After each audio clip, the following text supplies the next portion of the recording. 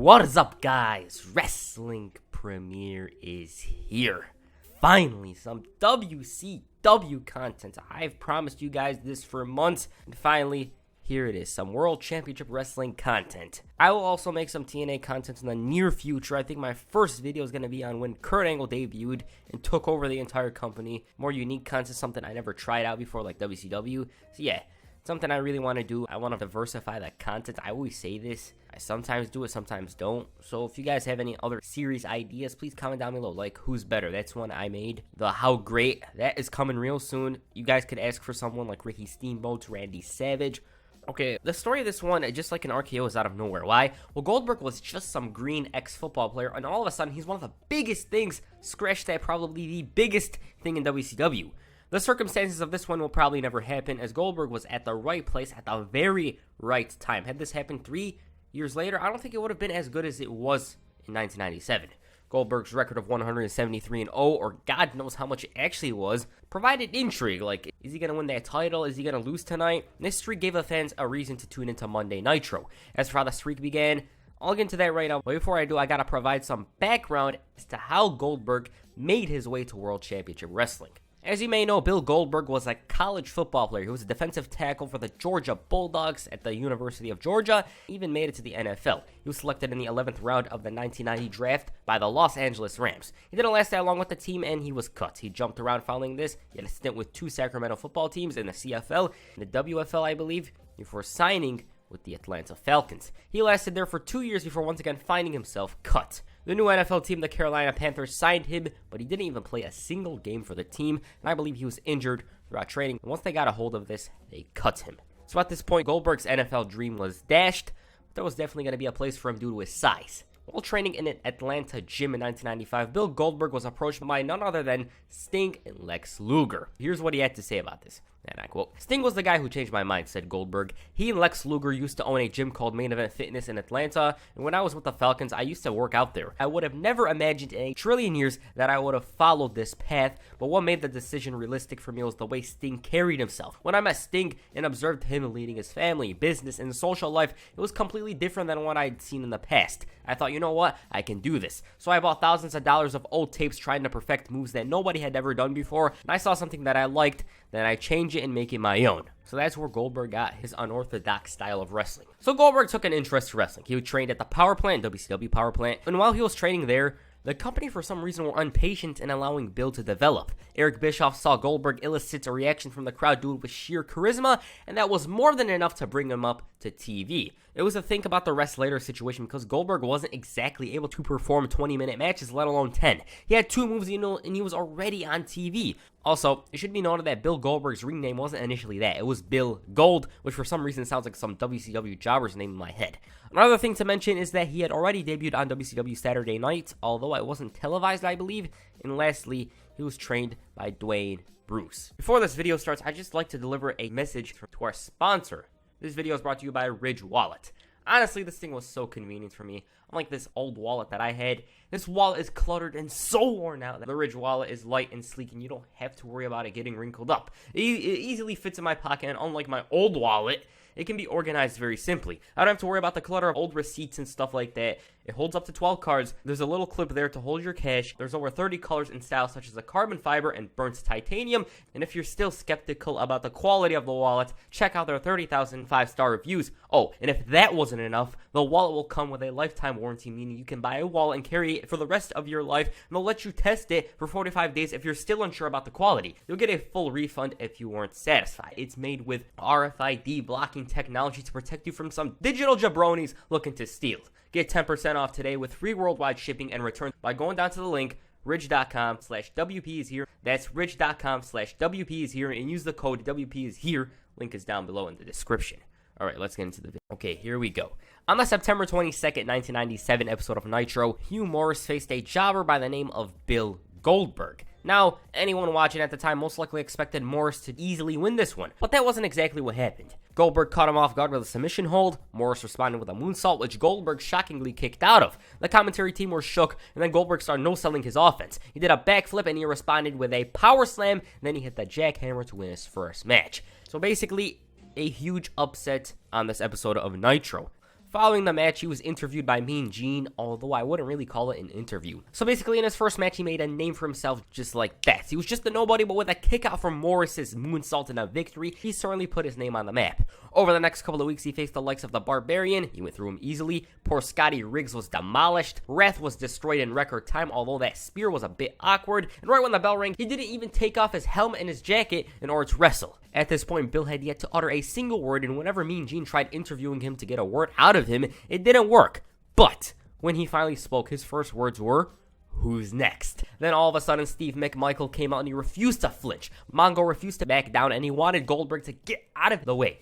Mongo himself then showcased his own skills, trying to one-up Goldberg. Slowly, Bill Goldberg started to connect with the fans, and his first pay-per-view appearance came at Halloween Havoc 97 when he interfered during Mongo's match with Alex Wright. He speared and jackhammered him to give Alex Wright the victory. Then Deborah, Mongo's ex-Deborah, handed Goldberg her former husband's Super Bowl ring. And meanwhile, Wright realized he was left out of the deal and tried doing something about it, but he was unable to, as Goldberg was just a brute force that was unstoppable. The next night, Goldberg had the opportunity to capture the WCW World Television Championship from Disco Inferno, but before the bell even rang, Goldberg was clearly in the driver's seat when Steve McMichael ran down there and attacked him. Eventually, a match was made between the two for World War III. But that match itself wasn't to be. Why? Well, Mongo attacked Goldberg before their match with a lead pipe, and the Super Bowl ring was back in his possession, and fans had to wait a while for the match to actually happen. Upon Goldberg's return, he went straight after McMichael. J.J. Dillon shouted at Goldberg and demanded he take Mongo's spot in his match against Meng, but that wasn't to be either, because Mongo ran in there and started another fight with Goldberg. At Starrcade, Goldberg finally got his match against Steve McMichael. Mongo obviously brought the fight, but the rookie just had too much momentum. He was in high form. Mongo's back was killing him, he couldn't hit that tombstone, and Goldberg ended up winning the match after slamming him through a table. Following this, Goldberg's list of victims grew rapidly. Glacier, Stevie Ray, Jerry Flynn, Mongo again, but this time it was a squash. But then Goldberg met Steven Regal. Now if you know, you know. But for those of you that don't, William Regal claims management wanted him to have a competitive match against Goldberg, while Goldberg himself believed Regal was taking liberties with him in the ring. But anyways, Regal took him to school, and it seemed like Rookie was a deer in the headlights. At one point, Regal even said, "I can't punch myself," or something like that. And it was a very obvious contrast to the usual Goldberg match. This match was pretty competitive. It featured a lot of submission holds, shoot style from Regal, and the lack of communication really showed. The match lasted for about 5 minutes, which is like the longest match Goldberg had up to this point, and Regal exposed the future world champion for his lack of wrestling skills. It also seemed like if Goldberg was actually on the same page as Regal and it went smooth, it would have been a damn good match. Shortly afterwards, Regal was fired from WCW due to pissing on flight attendants and possibly the match itself, although Regal claims he was told to give Goldberg a 6-minute match. He even explained in his book that Goldberg apologized to him afterwards, stating that he didn't know what to do, but after several years, he changed the story into making himself look like the victim. That's Goldberg who tried to make himself look like the victim. Following this match, Goldberg continued to squash lower card WCW stars left and right before facing Saturn at Spring Stampede. At this point, Saturn was probably Goldberg's biggest, toughest challenge. Why? Well, out of all the guys Goldberg faced, I don't think they brought a fight as good as Saturn did. I believe at this point it was his longest match, and it was set at 8 minutes. But as good as Saturn was, Goldberg, well, he was just too much. At this point, he found himself in a U.S. title match against either Raven or Diamond Dallas Page due to his efforts, because he squashed those guys, he ran through them, he steamrolled through them, he deserved the title shot. It ended up being Raven who captured the title. He cheated to win, but he wasn't given any time to prepare for the crazy train that is Goldberg. At this point, the young rookie was 74-0, and Raven refused to stop for Goldberg. He believed he dealt with enough as a child, and he was very confident himself. He was prepared to end that streak, and about the match, first of all, it seemed like Raven didn't need his Flock's help. Another thing to mention is that it was under his rules, Raven rules, which meant almost anything goes. In the beginning, Raven tried to bring the fight, and initially sort of worked, but the power of Goldberg was just too much. He was totally in his element. Reverse kick, that hook. Raven bounced back by using a steel chair to turn the tables. That chair strategy worked out well, but whatever Raven was saying about mind over matter, it clearly didn't affect Goldberg. He speared the hell out of Raven, the Flock ran in there, Goldberg tossed them around, speared them, Reese got a jackhammer, and Raven's like, you know what, not tonight. He tried running the hell out of there, but then the fans tossed him into the ringside area. Goldberg speared him again before wrapping it up with the jackhammer. 1, 2, 3. There it is. No one was going to stop him. The fans were going crazy, and now he's 75-0, and he's the United States Heavyweight Champion. Over the next couple of weeks, Goldberg defended the United States Heavyweight Championship against the likes of Scott Norton. First time he's facing someone associated with the NWO. Norton tried using his power and strength to win early on. Hell, he even hit the shoulder breaker, his finisher. He targeted the champ's left arm in order to prevent Goldberg from hitting the jackhammer, but all of that work was thrown out the window when the champion hit a sudden spear. He then hit that jackhammer, and he was still undefeated. That wasn't it though. Goldberg later that night faced Jerry Flynn in a match for his title. Flynn utilized some rapid kicks, and at one point he tripped himself and he never recovered following that. Simply put, Goldberg was like the defeat the streak mode in 2K14 on legend mode. If you botch, that's it. He was defending the title nearly every week, sometimes twice and even 3 times a week, and he was absolutely unstoppable. Perry Saturn on pay-per-view brought the fight once again. He tried utilizing a clever tactic to ground Goldberg, and it seemed like the champion wasn't ready to fight a 10-plus minute match, but unfortunately, that spear dashed any hope of a title change. So basically, from here on, the Flock, Raven, and Saturn, that arc was over. Slowly, these victories caught NWO Hollywood's eyes, and every week, sometimes twice, the challenger lines up to win the title, but not only do they lose, they're quickly embarrassed. Goldberg's 100th opponent was Conan of the NWO Wolfpack. Initially, it was going to be Curt Hennig, but he suffered a knee injury. Anyways, Conan didn't really do much, and it was a cakewalk for Goldberg. Hennig and Rick Rude watched on in disappointment, and they ended up attacking their own, except they weren't actually a part of the Wolfpack, as Hennig and Rude revealed they were a part of NWO Hollywood. And with that said, Goldberg was now 100-0. He was starting to face tougher competition. Momentum was on his side, and he was red hot. As for the NWO Hollywood arc, on a June 18th, 1998 episode of Thunder, ravishing Rick Rude, the newest member of NWO Hollywood, called out Goldberg. He did give his opponent some credibility before stating that Goldberg's starting to soften. He's no longer riding a beat-up truck to the arena, he's riding in limos and jets, and Curt Hennig, meanwhile, is training, and his focus is on one thing and one thing only: Goldberg. When the smoke is clear, we'll really find out if Bill Goldberg is the hottest thing the sport has ever produced, or is just a flash in the pan. So basically, Rude believed Goldberg's schedule, the meet and greets, the Q&As, all that stuff, and the lack of focus for Curt Hennig is going to hurt him. On that week's Nitro, Goldberg sent NWO Hollywood a message. He ran in there and saved his old roommate, Kevin Green, an NFL player, from an NWO attack. He looked like an absolute monster that had no weakness, and he made the NWO look like cowards. This ruckus that Goldberg caused finally caught Hollywood Hogan's eyes, and it caught management's eyes. They realized this guy, you know what, he deserves to do more. He deserves a reward for his efforts, for the fact that he's undefeated. On the July 2nd episode of Thunder, J.J. Dillon made a huge announcement. Hollywood Hogan must defend the title against Goldberg in the challenger's home city, Atlanta, Georgia. The fans went crazy upon hearing this announcement, and something had to give. Goldberg's 105, or God knows how much undefeated streak, or Hogan's title. Now, just to describe how big WCW was back then, the Georgia Dome was filled up to the rafters. Around 35 to 40,000 got that chance to witness this historic match in person. As for Hogan, he wasn't really worried. First of all, his focus was elsewhere. Bash at the Beach. He was thinking of Rodman and Malone. Second, the match isn't happening, he said this, because Goldberg's a jabroni. But for the two Goldberg fans, he'll give him a chance by bringing in an NWO brother to hand Goldberg his first loss, and if he does get lucky, he, Hogan, will come in and kill Goldberg in NWO style. So basically, Hogan's the de facto authority figure despite James J. Dillon booking the match earlier, so it's confusing if you think about it. That NWO brother ended up being Scott Hall. Hall was ready to teach the young gun a lesson.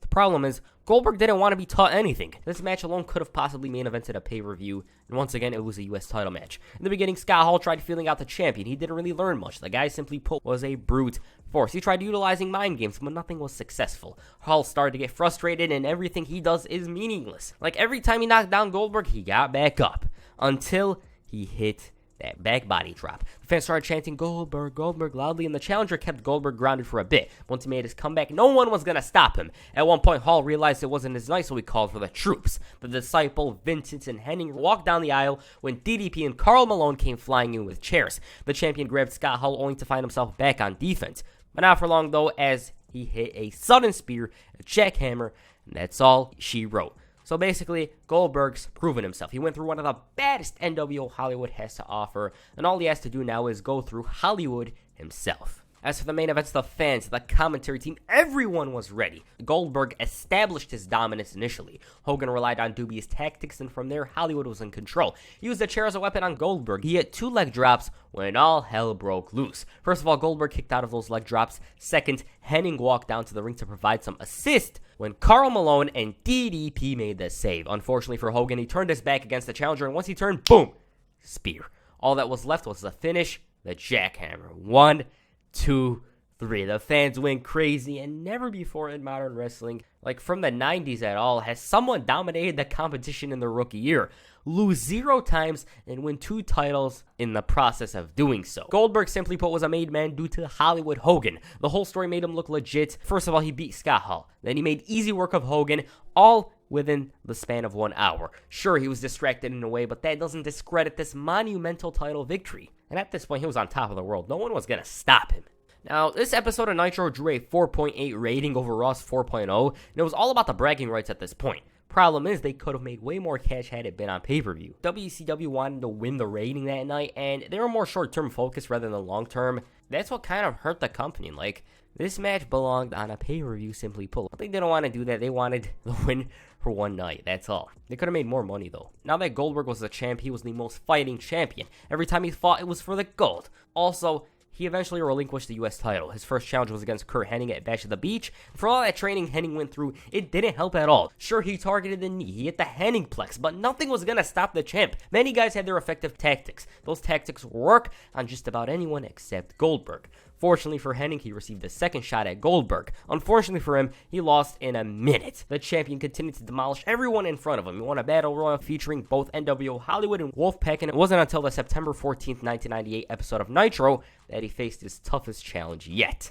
Sting. He was probably the toughest test up to this point. During that match, it seemed like maybe it's Sting's night. He was aware of his opponent's intentions. He hit the Stinger Splash. He locked him in the Scorpion Lock, and all of a sudden, Hogan runs in there, kicks Sting in the head. I don't know how the referee didn't notice, and it gave way to Goldberg hitting a mean-ass spear and the jackhammer to retain his title. Meanwhile, in the mid-card, Chris Jericho was making fun of Goldberg in order to provoke him. He was poking the bear. And these threats weren't really answered, and to give you a modern idea of the story, it was like the Miz and John Cena in 2009, but when the WCW champion finally responded, he was gracious enough to face Chris Jericho in a matchup. After weeks of making a mockery of Goldberg, bringing out Ralphus, doing that mock-up entrance, Jericho was too scared to face Goldberg. Now, in reality, Eric Bischoff didn't really think Jericho was a viable opponent for the WCW champion, and this whole thing ended in one segment, as you can see here. Goldberg speared Jericho, and that was it.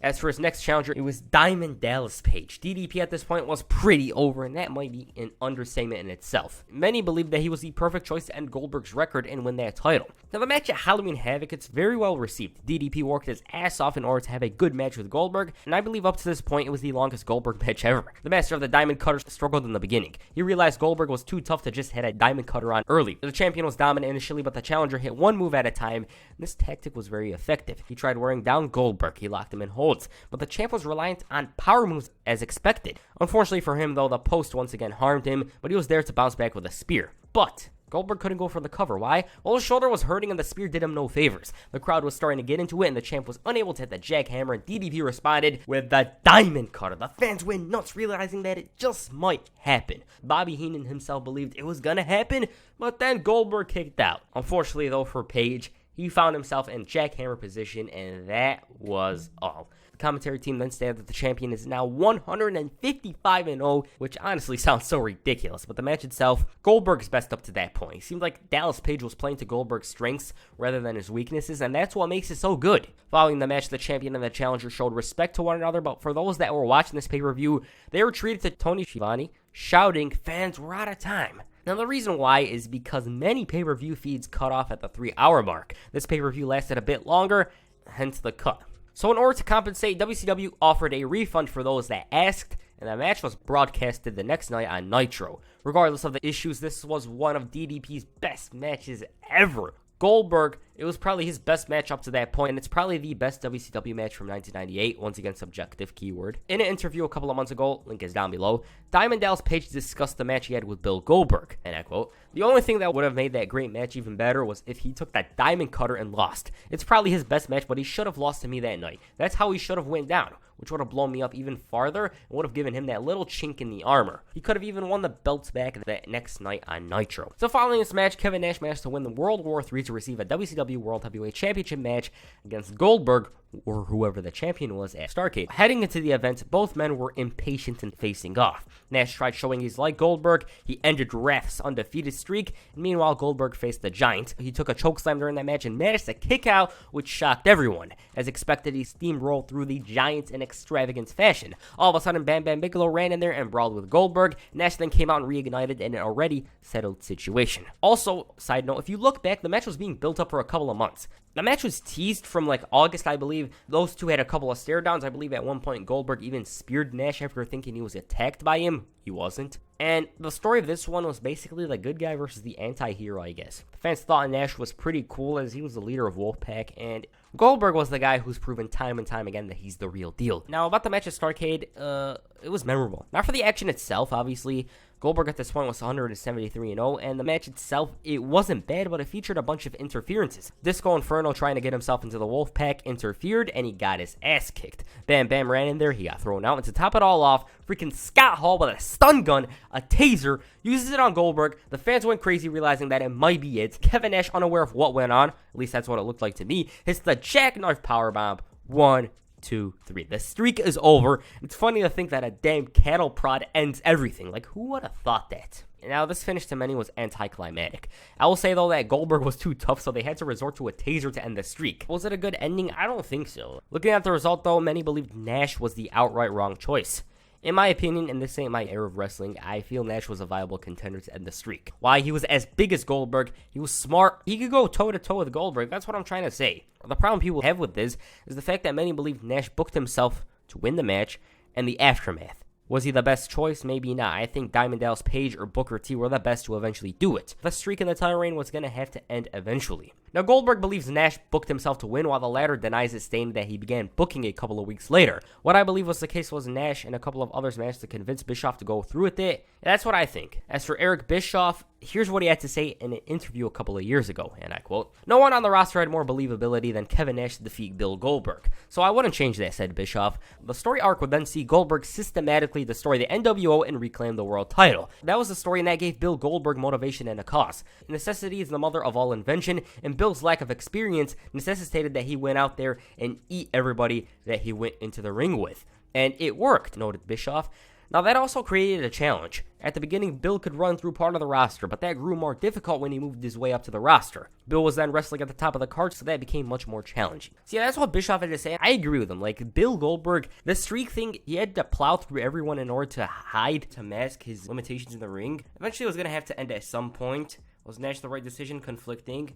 Maybe, maybe not. Depends on your opinion. Problem with this was the way it ended, I guess. Like, the freaking cattle prod. That's what many people have a problem with. I did make Goldberg look tough. If the aftermath was better, I think it would have been much well received. But since it was the finger poke of doom, no one really liked that decision, so yeah. What did you guys think of Goldberg's streak, the ending, all of that? Please comment down below. And that's your first video. Make sure you hit a spear on the like button and perhaps a jackhammer on the subscribe button. Peace. I'm out.